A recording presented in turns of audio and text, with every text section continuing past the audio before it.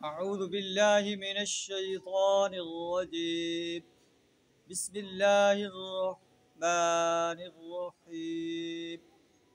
इन्ना सनुल्क़ी अलैका क़ौलन सक़ीला। इन्न नाशिअतल लैलि हिय अशद्दु वत्अन व अक़वमु क़ीला।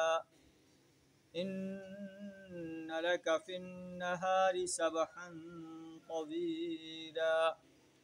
सदक़ल्लाहुल अज़ीम। नबी सल्लल्लाहु अलैहि वसल्लम को दाई की हैसियत से गाइडलाइन दी जा रही है और यही गाइडलाइन पूरी दुनिया के दाई इस्लाम इंसानों के लिए कि ए ओढ़ लपेट कर सोने वाले, रात को क़याम करो, थोड़ा आधी रात या इससे कम या इससे ज़्यादा कर लो और क़ुरआन को तरतील के साथ पढ़ो, समझ कर पढ़ो। हम आप पर एक भारी कलाम नाज़िल करने वाले हैं, वो कलाम जो पूरी इंसानियत पर गालिब होने के लिए आया है, जो पूरी इंसानियत के लिए हिदायत है, रहमत है। इन्ना नाशिअतल लैलि हिय अशद्दु वत्अन व अक़वमु क़ीला।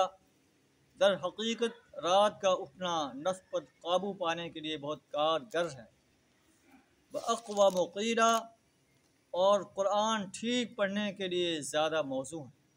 रात को इंसान अकेला हो या अल्लाह होता है या इंसान होता है, उस वक्त जब इंसान क़ुरआन पढ़ता है और समझ कर पढ़ता है तो उसके दिल पर लर्ज़ा तारी हो जाता है कि अल्लाह मुझे क्या ऑर्डर दे रहा है, किस किस बात से रोक रहा है, क्या मेरी ज़िम्मेदारी है। इन्न लक फ़िन्नहारि सबहन तवीला। दिन के औक़ात में तो आपके लिए बहुत मसरूफ़ियात हैं। आप सल्लल्लाहु अलैहि वसल्लम दिन के औक़ात में अल्लाह के बंदों को अल्लाह की बंदगी की दावत देते थे, अल्लाह की परस्तिश की दावत देते थे, अल्लाह की इताअत की दावत देते थे, अल्लाह की हकमियत को तस्लीम करने और अल्लाह की हकमियत को क़ायम करने के लिए दावत देते थे। इसलिए दिन के औक़ात में आप दीन की दावत इंसानियत के सामने पेश कर रहे हैं। रात के औक़ात में कुछ देर सोने के बाद अल्लाह के दरबार में खड़े हो जाएं और अल्लाह का क़ुरआन पढ़ें, अल्लाह के हुज़ूर क़याम करें, अल्लाह के हुज़ूर रुकू व सुजूद करें, अल्लाह से दुआ मांगें।